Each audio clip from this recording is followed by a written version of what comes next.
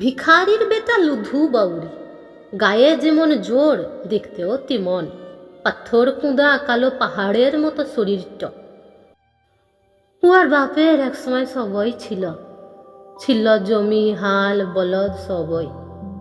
ঘরে সুন্দর বহু ছিল, আরও ছিল ছোট্ট পানা লুধু, আঙ্গনময় খেলত, ঘুরঘুর করত।